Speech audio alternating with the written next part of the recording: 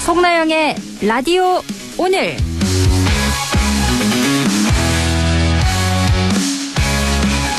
여러분 안녕하십니까? 송나영입니다.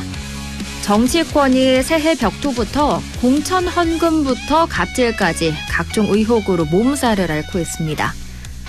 더불어민주당은 김병기 전 원내대표 관련 각종 의혹에 대한 징계 절차에 돌입하겠다고 밝혔고 1억 원의 공천 헌금 수수 의혹을 받는 강선우 의원은 제명했습니다. 이해훈 장관 후보자는 갑질과 폭언 논란에 휩싸였는데요. 1년의 사태를 두고 지역 정가에서는 터질 게 터졌다는 반응이 나옵니다. 국회의원이 공천권을 쥐고 있는 중앙집권적 정치구조 속에서 지방의원들은 의정 파트너가 아니라 의전을 담당하는 소행 인력처럼 움직이게 된다는 겁니다. 풀뿌리 민주주의가 도입된 지 30년이 넘었지만 지역 정치는 여전히 중앙 권력의 그늘에 놓여 있는데요.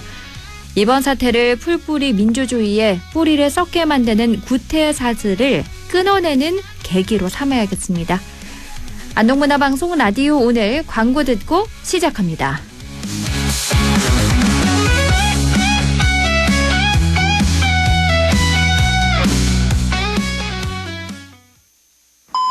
고규필 고객님. 왔다. 뱅크로 와. 재미가 뱅크로 와. 와. 놀라움이 뱅크로 와. 와. 혜택이 와. 재미있게 놀랍게 다양하게 와보고 싶은 뱅크. 와뱅크.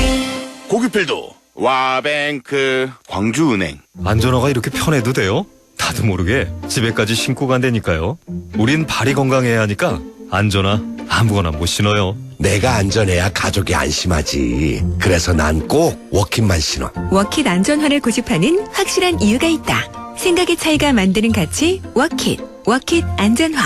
내게 기대 저축은행 당신 곁에 저축은행 기대하던 미래와 만나요. 당신의 기대, 당신의 미래. 저축은행에 기대세요. 내게 기대 당신의 저축은행. 1월 2일 금요일 라디오 오늘입니다. 일부 한 주간의 시사 이슈를 진단해봅니다. 최진봉의 시사 포커스 잠시 후에 만나보고요. 2부 이슈 오늘에서는 영양군의 대표 겨울축제죠. 꽁꽁 겨울축제 잠시 후 영양군 박지순 체육지원팀장 연결해 이야기 나눕니다. 이어서 과거의 정치사부터 현재의 정치 현안까지 지역의 눈으로 바라보는 천용길의 정치 TMI 함께합니다. 라디오 오늘 유튜브로도 다시 들을 수 있거든요. 많은 애청 바랍니다.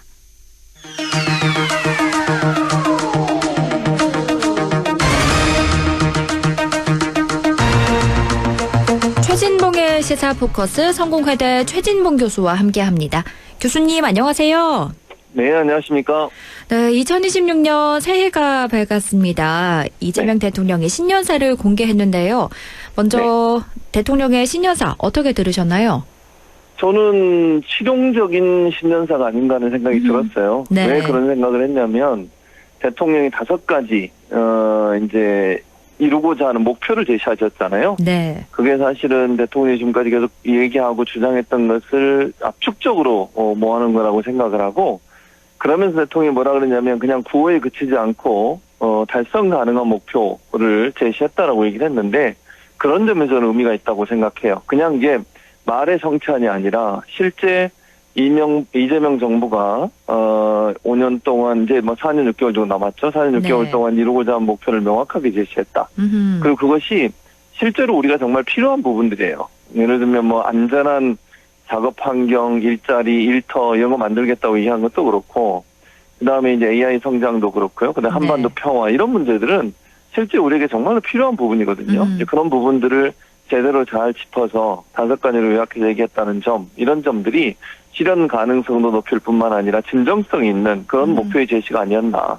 그 신년사를 통해서 이제 좀 더 4년 6개월 더 효능감 있는 그런 정부를 만들겠다고 하는 이재명 대통령의 말이 설득력이 높아진 그런 발언이었다. 그런 신년사였다 이렇게 생각합니다. 오늘부터는 청와대에서 공식 일정이 시작됐는데 정책의 네네. 주요 인사들을 영빈관에 초청해서 신년 인사회도 가졌습니다. 그런데 네. 국민의힘 지도부는 불참했거든요. 이유가 네. 뭘까요? 저는 좀 이해가 안 돼요, 사실은. 이게 대통령이 관료들이나 아니면 주요 관계자들을 초청한다고 하는 건 이게 그냥 정당이 아니잖아요. 예를 들면 그렇죠. 민주당의 대표로서 초청한 게 아니잖아요, 네. 지금. 이거는 대한민국 대통령, 그리고 대통령은 늘 얘기하는 것처럼 뭐 빨간색, 파란색 이런 거 따지지 않고 모든 국민의 대표가 되겠다고 얘기를 했고, 그래서 국민의힘도 초청했는데 거기를 안 간다? 이건 너무 정쟁으로 간다고 저는 생각합니다. 네. 최소한 뭐 예를 들면 민주당 대표가 초청했는데 안 갔다, 이건 뭐 어느 정도 이해가 할 수 있겠어요. 근데 대통령이 무슨 정당에 소속된 분이 아니잖아요. 네. 그리고 대한민국 전체의 이제 주요 인물들을 함께 만나서 얘기도 하고 신년의 인사도 나누고 또 뭐 예를 들면 건의사항도 듣고 이러려고 뭐 장소를 마련하고 준비를 했는데, 그런 데까지 불참을 하면서 하는 거, 이건 저는 국민의힘이 너무 정치적이다. 이거는 대통령과의 만남을 그런 식으로 정치적으로 이용하는 건 저는 좋지 않다고 생각해요. 네. 그래서 좀 통합의 의미도 그렇고요. 그다음에 대통령이 어쨌든 모든 국민의 대표로서 역할을 하겠다고 하는 그런 의지를 보여주는 것을 이런 식으로 정치적 어떤 이유 때문에 내팽개치는 것은 바람직한 태도는 아니라고 생각합니다. 이 대통령이 2026년을 대도약의 원년으로 만들겠다 이렇게 포부를 밝히자마자 굉장히 바쁜 일정을 이어가고 있습니다. 오는 5일에는 시진핑 중국 국가주석과 정상회담을 하는데요. 이번 정상회담에서는 어떤 의제가 다뤄질까요?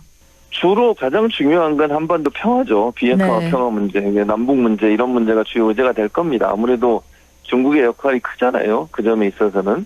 그래서 제가 볼 때는 북한과의 관계를 어쨌든 우리가 좀 풀려고 하는데 북한이 조금 강력한 입장이고 윤석열 정부 때 이제 관계가 악화돼서 어려움이 있습니다. 그래서 그런 부분들에서 중간에 역할을 할 수 있는 그런 나라가 중국이잖아요. 네. 그런 점에서 비핵화 문제, 한반도 평화 이런 문제에 대한 논의가 있을 것이고요. 두 번째는 이제 뭐 명시적으로는 없다고 하지만 한한령이 존재하고 있는 걸로 보여지는 그렇죠. 부분, 이 부분을 어떻게 풀 거냐, 그 부분일 것 같고, 세 번째는 이제 서해 구조물 문제가 논란이 됐었어요. 네. 그 중국이 서해 구조물을 세워가지고, 그리고 이제 우리나라를 침범해서 어업을, 그러니까 고기를 잡는 그런 문제들에 대한 대책, 이런 것들도 좀 다뤄질 것 같고, 마지막으로는 이제 한 10개 정도의 MOU를 작성할 것 같습니다. 네. 경제 관련해서 협력할 수 있는 그 부분이 또 경제적으로 우리가 중국과 협력할 수 있는 부분, 이런 부분들이 주요 의제가 아닐까 그렇게 예상이 됩니다. 다음 주부터는 한중 정상회담 소식도 저희가 전해드리도록 하고요.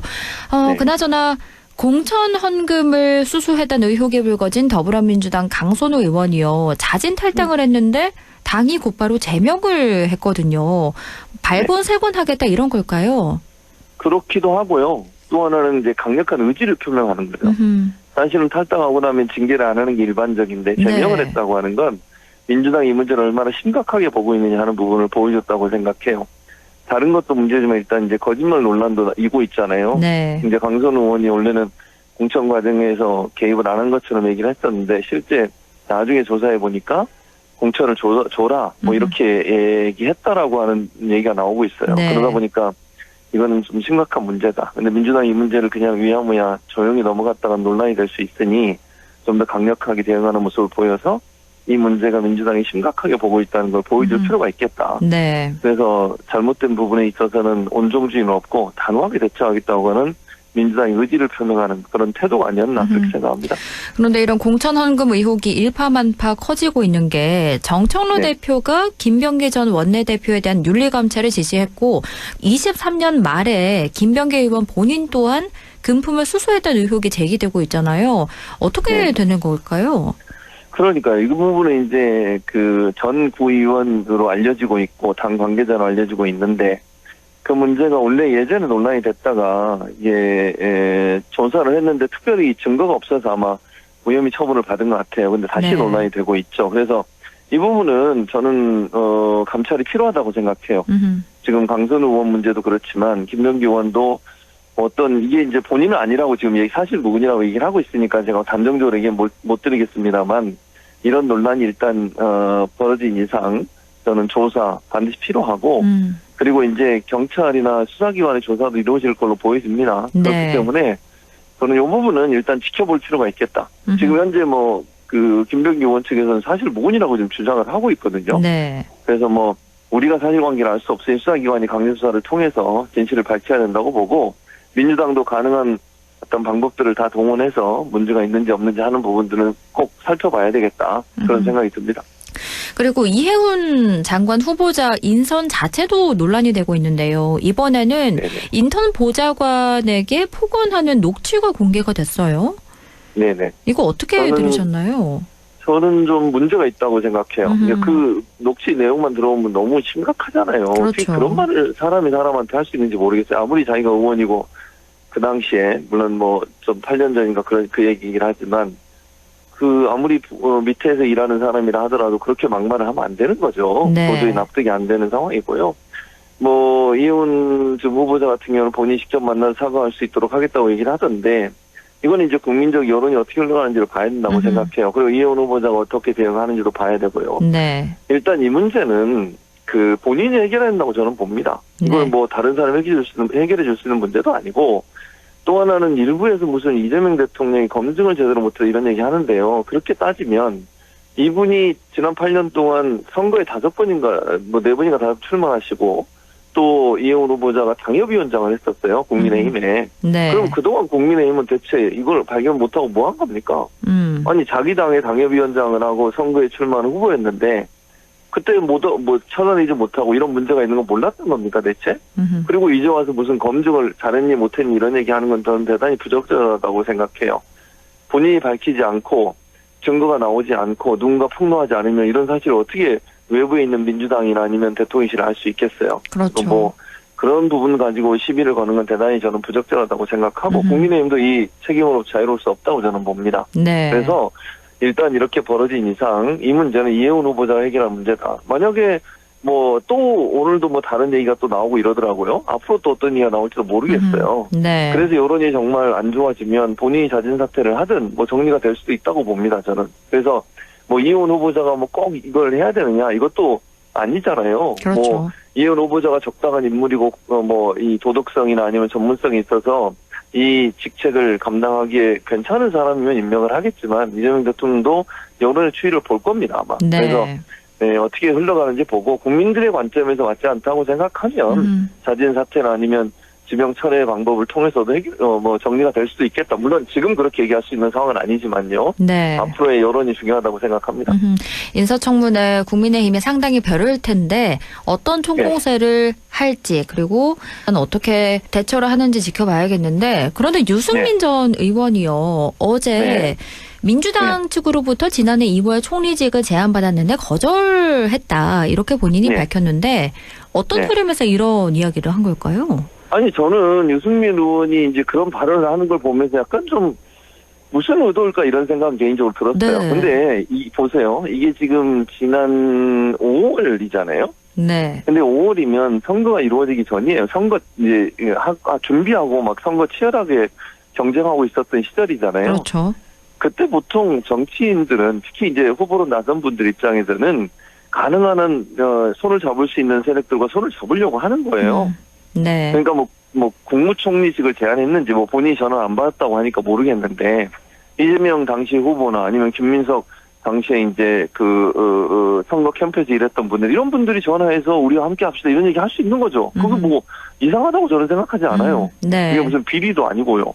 예를 들면 어떤 윤석열 당시의 예전의 후보도 그랬고 당시에 김문수 후보도 만약에 누군가 진보 진영에 좋은 사람이 있어서 그 사람과 함께 하겠다. 그 사람이 와서 내가 당신과 함께 하겠다 그러면 그거 거절할 사람 누가 있습니까? 그렇죠. 그러니까 누구든 그렇게 하는 거예요. 그러니까 5월에 전화했는데 자기가 안 받았다는데 그걸 이상하다고 저는 보지 않고요. 네. 또 그런 부분들을 이렇게 공개하면서 본인이 정치적으로 무슨 이익을 얻으려고 하는지 모르겠지만 어찌 보면 이번 사안이 대통령인 이재명 대통령이 당시 후보인데 후보는 마음이 넓은 사람, 뭔가 품으려고 하는 사람, 진보 보수 관계없이 함께 일하려고 하는 이미지가 있다면 반대로 얘기하면 유승민 의원 같은 경우에는 전 의원 같은 경우에는 너무 마음이 좁은 사람 이런 이미지가 생기지 않습니까? 네. 그게 본인한테 도움이 되는지 잘 모르겠어요. 그러면 얘기가 나온 김에 국민의힘으로 좀 넘어가 볼게요. 어제 네네. 오세훈 서울시장이 신년 인사회에 참석해서 기다릴 만큼 기다리고 참을 만큼 참았다. 계엄 네. 사과, 범보수 통합, 민생 집중 3가지를 요구하는 이런 작심 발언을 쏟아냈는데요. 이거 어떻게 들으셨나요? 저는 오세훈 지금 시장 입장에서는 이제 발등에 불이 떨어진 거죠. 최근에 이제 민주당 그 출마 가능 후보들과 이렇게 여론조사 결과들이 나오잖아요. 네. 물론 여론조사 결과마다 약간 차이가 있지만 거의 박빙인 경우들이 많아요. 그렇더라고요. 별 차이가 없어요. 네. 그럼 본인 입장에서는 그 전까지만 해도 본인이 좀 앞서는 여론조사들도 많이 나왔는데 이렇게 지지율이 떨어지고 민주당 후보들한테 지는 여론조사 결과도 나오고 이런 일이 벌어지니까 본인 입장에서 얼마나 불안하겠습니까? 네. 근데 그 원인이 본인한테 있지 않고 이 국민의힘에 대한 국민적 실망이 민주당을 지지하고 이재명 대통령을 지지하는 그 세력들이 결국은 선거에서 결국 민주당 후보를 지지할 거라고 하는 그런 불안감이죠. 그런 불안감이 커지다 보니까 결국은 자기 입장에서는 이런 걸 끊어내기 위해서 내란과의 어떤 결별, 윤석열 전 대통령의 내란 세력에 대한 결별 이런 부분이 필요하다고 판단했죠. 네. 근데 지금 아시는 것처럼 국민의힘의 장동혁 대표는 함께 가려고 하는 거잖아요. 그렇죠. 그러다 보니 선거에서 불리한 상황이 될 것에 대한 우려, 이런 우려들이 결국 그런 메시지, 작심 발언을 할 수밖에 없는 상황이었지 않나 이렇게 생각합니다. 국민의힘이 당원 게시판 논란이 계속되고 있는데 이 사건에 네. 대해서 한동훈 전 대표의 가족 소행이다 이런 당무감사 결과를 발표했거든요. 이 논란 앞으로 그렇죠. 어떻게 흘러갈까요?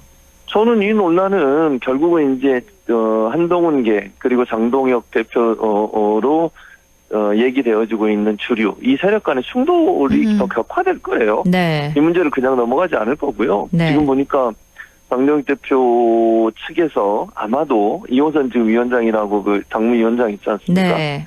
그분 같은 경우에는 문제가 있다고 결론을 내렸고 한동훈 지금 전 대표에 대해서 징계를 할 수 있다는 얘기까지 나오고 있어요. 물론 아직 윤리위원회가 구성이 안 돼가지고 네. 국민의힘에 윤리위원장을 장동혁 대표가 원하는 사람으로 지명할 수 있잖아요. 그렇죠. 임명할 수 있고 이렇게 되면 한동훈 대표의 이런 일탈 행위, 이런 행위에 대해서 징계까지 갈 수 있기 때문에 한동훈 계라고 분류되는 분들, 이런 분들에 대한 청산으로 가지 않을까 하는 생각이 들고요. 그렇게 됐을 때 한동훈 계는 이제 반발할 수밖에 없죠. 네. 그러면 충돌이 일어날 거고 그런 과정에서 아마 그 분당이라든지 또는 뭐 예를 들면 개혁신당이나 한동훈계가 함께 힘을 합쳐 새로운 당을 만드는 형태 이런 네. 형태로까지도 갈 수 있지 않을까. 어허. 그래서 앞으로 이제 어떻게 정기 개편이 일어날지 모르겠지만 네. 선거 앞두고서 국민의힘의 내분이 좀 더 그 강화될 수 있는 그런 촉매제 역할을 하지 않을까 그렇게 생각이 됩니다. 네. 이렇게 한 주간 시사 이슈들 쭉 짚어봤습니다. 오늘 말씀 잘 들었습니다. 고맙습니다. 네, 감사합니다. 지금까지 성공회대 최진봉 교수와 함께 했고요. 라디오 오늘 2부에서 뵙겠습니다.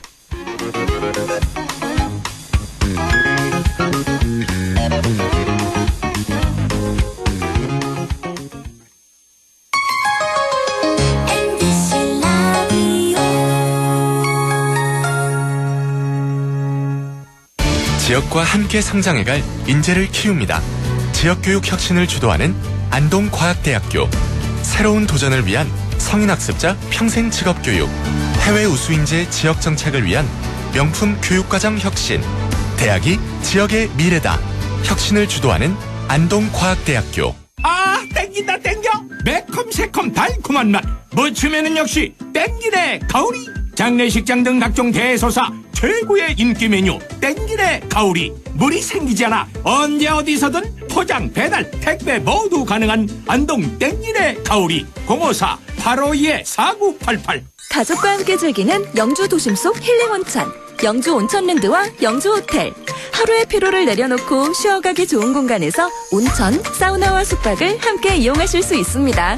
숙박, 피트니스, 키즈카페, 찜질방까지 모든 것을 한 번에 즐기는 영주 온천 관광호텔 영주 온천랜드. 한순간에 일어나는 금융사기 예방과 대처법 알려드립니다. 첫 번째, 매일 문자 메시지에 있는 확인되지 않은 링크는 클릭하지 마세요. 개인정보 유출의 통로가 될 수 있습니다. 두 번째, 주민등록번호, 통장 비밀번호 등 개인정보를 전달하지 마세요. 대한민국의 공공기관에서는 전화나 문자 메시지로 개인정보를 요구하지 않습니다. 세 세 번째, 금융사기 피해가 의심된다면 112에 신고하고 해당 은행 고객센터에 전화하세요. 해당 계좌의 지급 정지를 요청할 수 있습니다.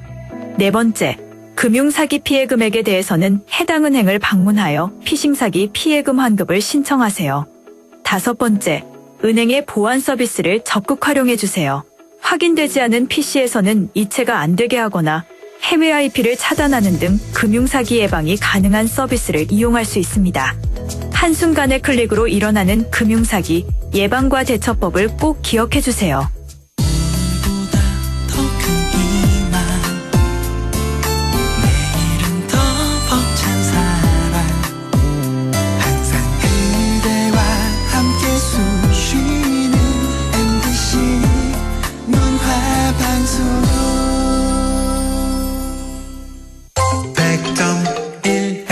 라디오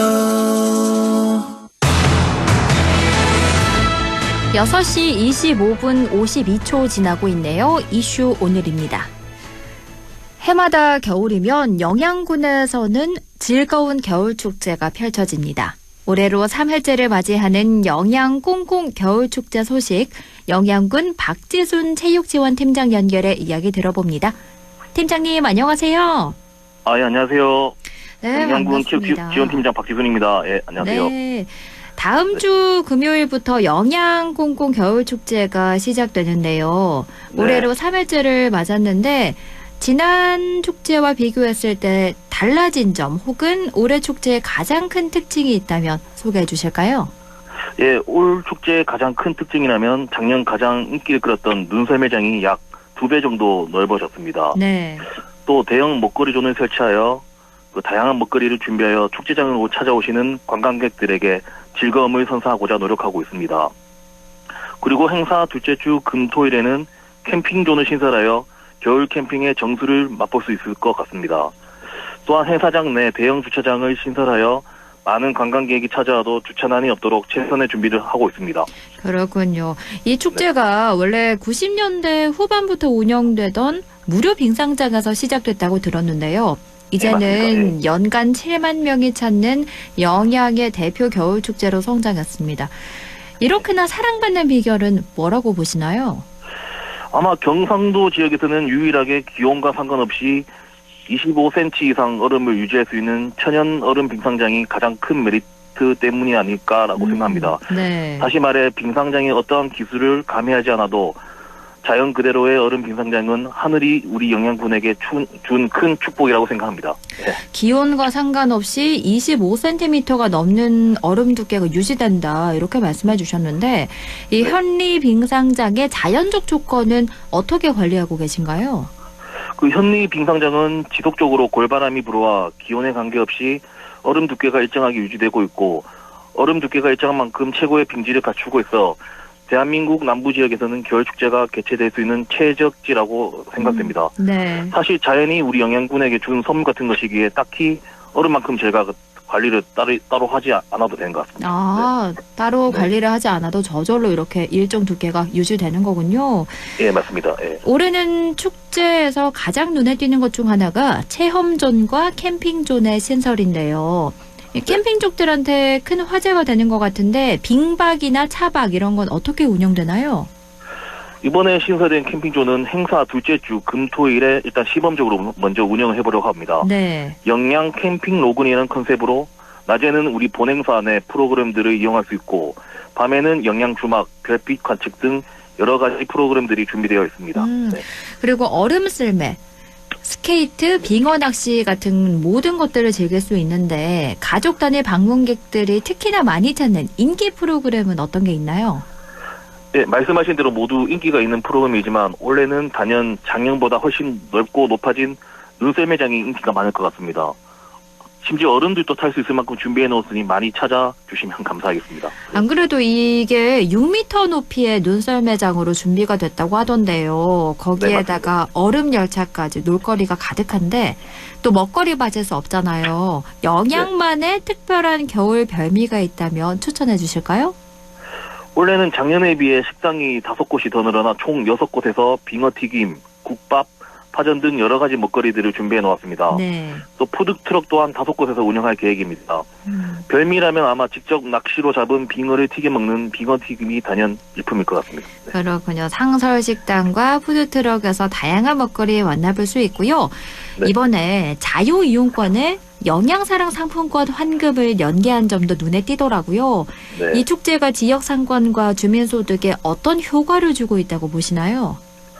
저희가 축제를 준비하면서 가장 신경 쓰는 부분 중에 하나가 지역 상권과의 연계입니다. 네. 영양사랑 상품권으로 환급하면 그 상품권을 가지고 기갓길에 영양금내에서 저녁을 드시고 갈 수도 있고 아니면 주유소에서 기름을 넣고 갈 수도 있지 않겠습니까? 그렇겠죠. 그래서 축제도 즐기고 지역 상권도 활성화시킬 수 있는 일석이조의 효과가 있을 거라고 생각합니다. 네. 아마 오늘 방송 듣고 겨울 영양 꽁꽁 축제 찾는 분들 많으실 텐데 네. 방문객들에게 초대 한 말씀 해주실까요? 네. 2026년 1월 9일부터 25일까지 개최되는 제3회 영양 꽁꽁 겨울 축제에서는 빙상장, 얼음 낚시터, 놀이기구를 운영하여 축제장을 방문하는 관광객들에게 즐길거리를 제공하고 빙어 튀김을 비롯한 다양한 먹거리를 준비하여 축제장을 찾아오시는 여러분들에게 즐거움을 선사하고자 합니다. 온 가족이 함께 꽁꽁 겨울축제에 참가하여 겨울의 정취를 만끽하고 아름다운 추억을 만들어 가시기 바랍니다. 네, 영양 꽁꽁 겨울 축제가 다음 주 금요일부터 마지막 주 주말까지 열리니까요. 온 가족 모두 나들이 떠나보시기 바랍니다. 오늘 말씀 잘 들었습니다. 고맙습니다. 네, 감사합니다. 네. 지금까지 영양군 박재순 체육지원팀장과 이야기 나눴습니다. 라디오 오늘에서는 청취자 여러분의 참여를 기다리고 있습니다. 우리 지역에서 발생한 사건 사고 소식이나 함께 토론하고 싶은 내용을 안동 MBC 홈페이지 라디오 오늘 게시판에 올려주시기 바랍니다. 전화와 문자 참여도 하실 수 있습니다. 전화는 851국에 7191번, 문자는 샵 0913번으로 보내주시면 됩니다. 문자는 단문 50원, 장문 100원의 정보 이용료가 있습니다. 여러분의 많은 참여 바랍니다.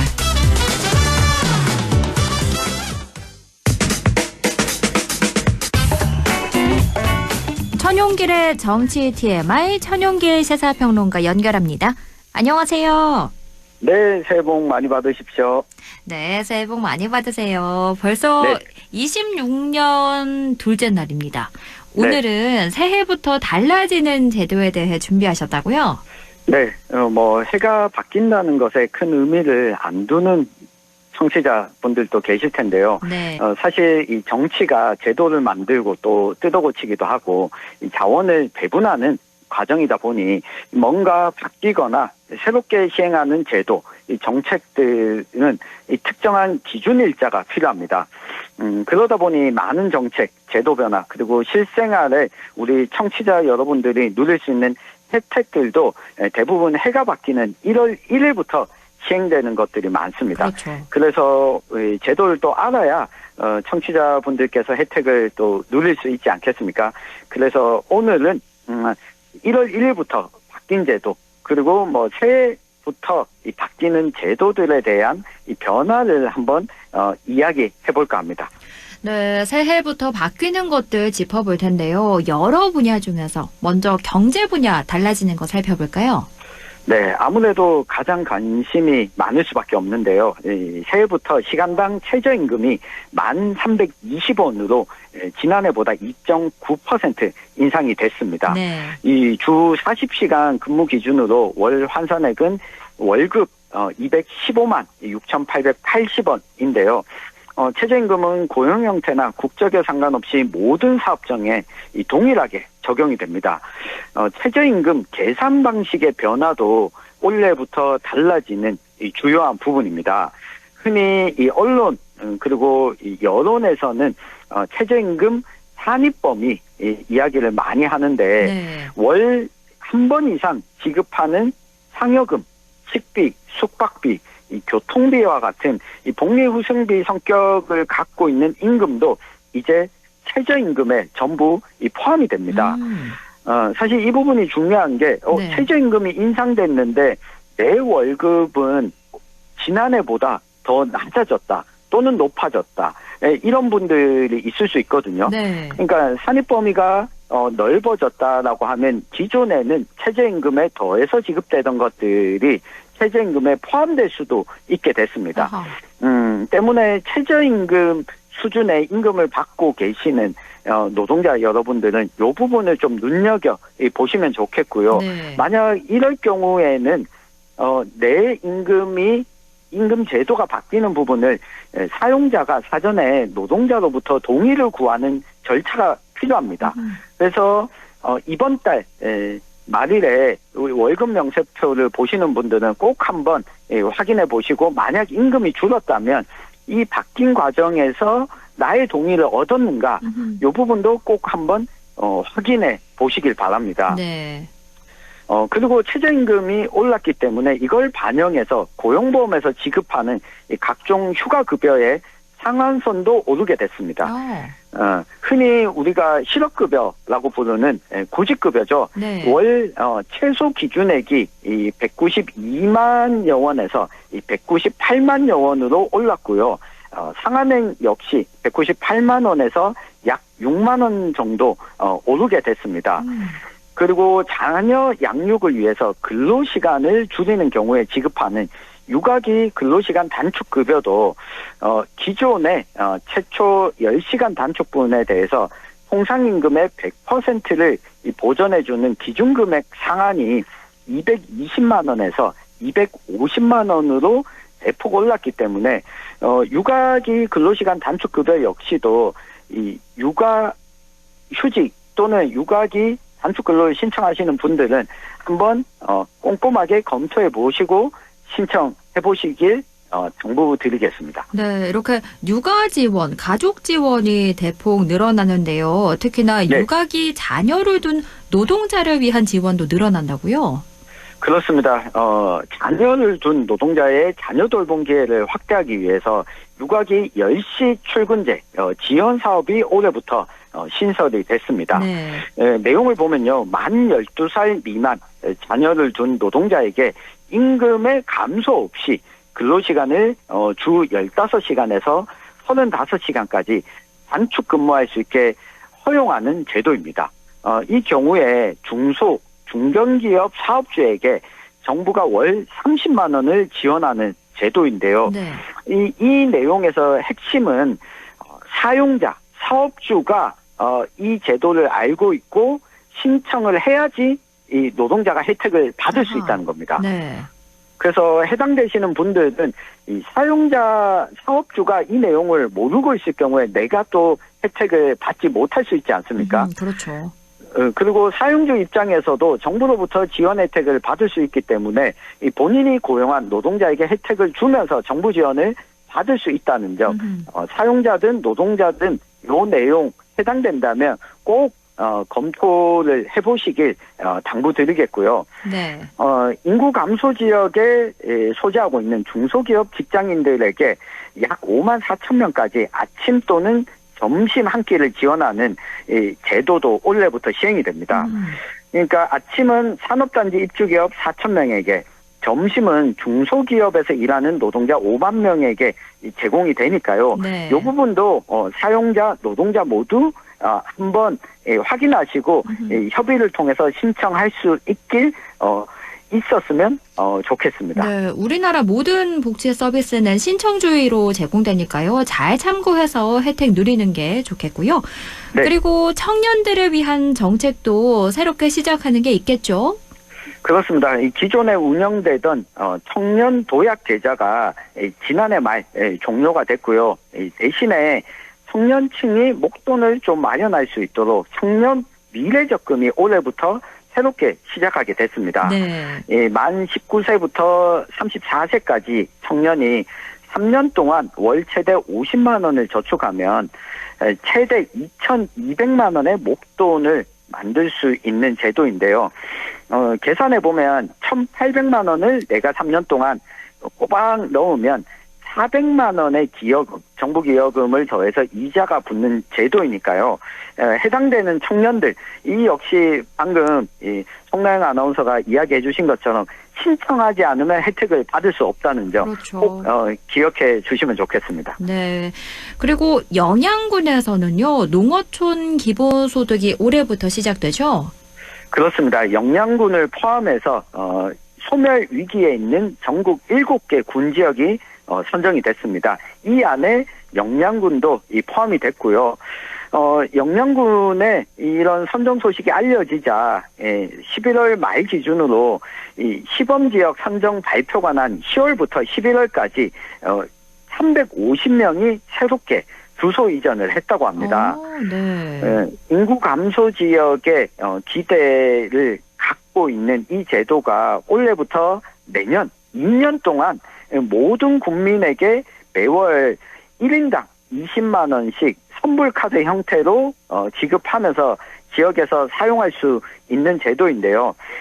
지방 소멸에 대응하는 제도, 영양군에서 시행되는 제도는 이걸 받는 국민들도 중요하지만 이 제도 선불 카드를 사용할 수 있는 사업장, 지역의 작은 업체들도 적극적으로 홍보하고 지역 주민들과 함께 제도의 혜택을 누리는 게 필요하니까 네. 이 부분도 기억을 해주시면 좋겠습니다.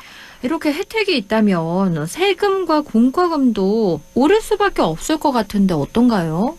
네, 금융과 자본시장의 과세는 작년보다 세금이 더 늘어나게 됐습니다. 네.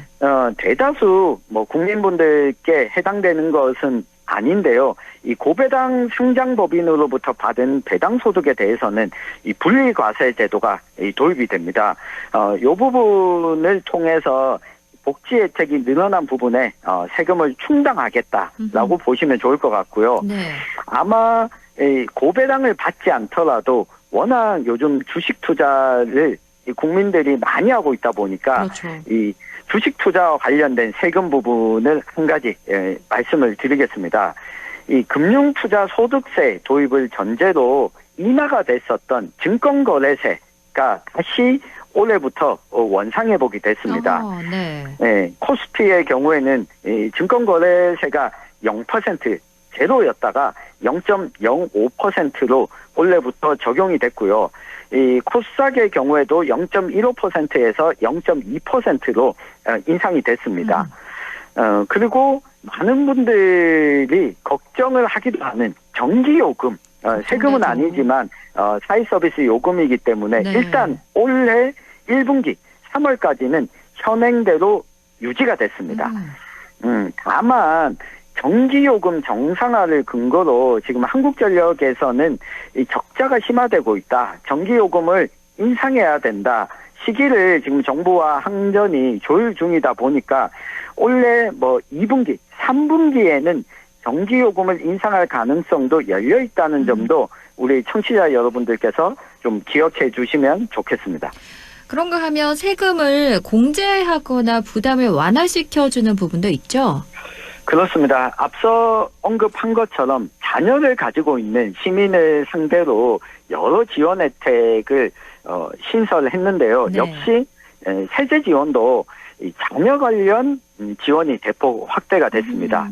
그러니까 6세 이하 자녀에 대한 보육수당에 대한 비과세 한도가 노동자 1인당 20만 원에서 자녀 1인당 월 20만 원으로 늘어나게 됐습니다. 네. 그러니까 자녀가 많을수록 혜택을 늘려주겠다라고 하는 건데요. 이 초등학교 저학년 자녀의 예체능 학원비도 교육비 세액공제 대상에 새롭게 포함이 됐고요. 네. 대학생 교육비의 특별 세액공제의 경우에도 소득 요건이 올해부터는 폐지가 됐습니다. 그러니까 대학생 자녀가 아르바이트를 하고 있어도 공제를 받을 수 있게 됐고요. 네.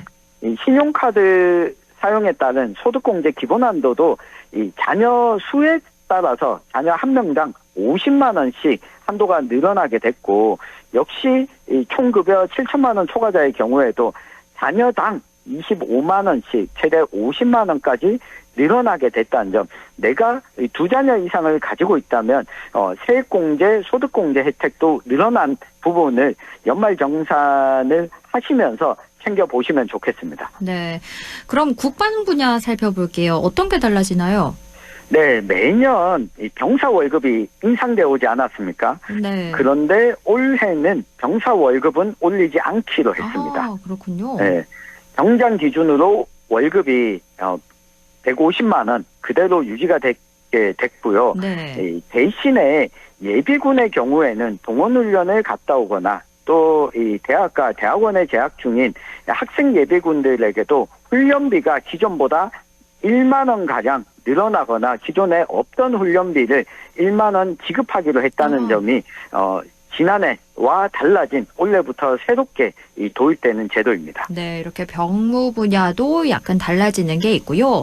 혹시 청취자들이 꼭 알고 있어야 할 변화들이 또 있을까요? 네, 아마 우리 경북 북부 지역 같은 경우에는 지난해 겪었던 산불과 관련해서 여전히 아픔이 있을 텐데요. 네. 그동안 민방위 경보 사이렌이 적의 공습이나 지진, 해일의 경우에 사이렌이 울렸습니다.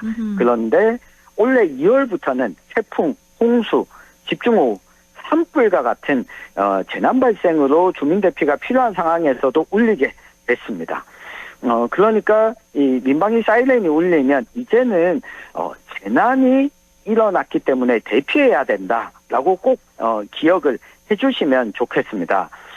그리고 이 국내 시중은행에서 금융기관에서 1인당 1개의 생계비 계좌를 개설하고 생계비 한도를 월 최대 250만 원까지 입금해서 사용할 수 있는 생계비 계좌 제도가 올해부터 도입이 됩니다. 네. 이 이야기 말씀드리는 이유는 신용불량자라고 불리는 분들이 계좌를 사용할 수 없었던 지난해까지와 달리 생계비 계좌를 사용할 수 있다는 점, 여기에 해당되시는 분들이 생계비 계좌를 개설하고 사용할 수 있다는 점 꼭 기억을 해주시면 좋겠고요. 네.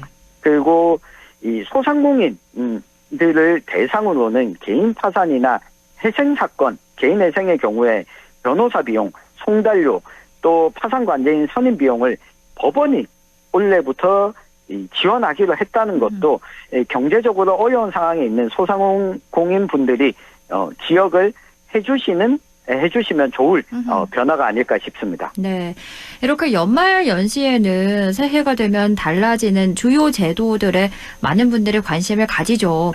이렇게 쭉 말씀해 주신 걸 보면 내년에는 생계와 또 가족 지원, 복지 기준 같은 국민 생활에 직접 영향을 미치는 제도들이 많이 바뀝니다. 몇 가지 조금 더 짚어드리면요. 특히나 복지 체계에서 저는 기준 중위소득이 인상되는 게 눈에 띄더라고요. 이 맞습니다. 기준 중위소득이 생계급여 등 각종 기초생활보장제도 급여의 산정 기준이 되는 건데요. 이게 4인 가구 기준 중위소득이 올라가면서 기초생활보장과 긴급복지 또 청년 무주택자 월세 지원 같은 여러 복지 사업의 수급 문턱이 낮아졌습니다. 그러니까 내가 지원 대상이 아니었는데 지원 대상이 되는 것들이 많아지는 거죠. 이렇게 2026년 제도 변화는 국민 생활 전반에 걸쳐서 파급 효과를 낼 걸로 기대가 됩니다. 네. 오늘 평론가님께서 교육부터 병무, 문화, 금융, 조사에 정말 세부적으로 변경되는 사항들에 대해서 다양하게 짚어주셨는데요. 2026년 새해 인사를 청취자분들께 나눠주신다면요? 네, 방금 송나영 아나운서가 짚어주신 것처럼 제가 오늘 바뀐 제도 정책들을 소개해드리면서 한 가지 꼭 유념해야 될 부분 다시 한번 강조를 드리겠습니다. 네. 일단 우리나라의 여러 복지제도는 신청하지 않으면 혜택을 받을 수 없다는 그렇죠. 점. 그래서 이런 소득 변화나 이 본인 소득 기준치의 변화에 있어서 지난해까지 내가 안 됐더라도 올해는 다시 신청하면 해당이 될 수도 있다는 점을 기억을 해주시면 좋겠고요. 네.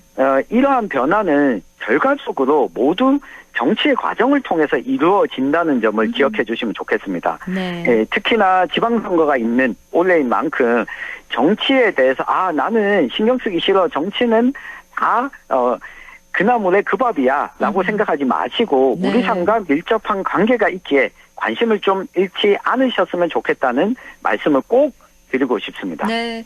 정부가 27개 정부기관의 제도와 법규 280건을 정리한 2026년부터 이렇게 달라집니다. 책자 발간했으니까요. 꼭 참고하시기 바랍니다.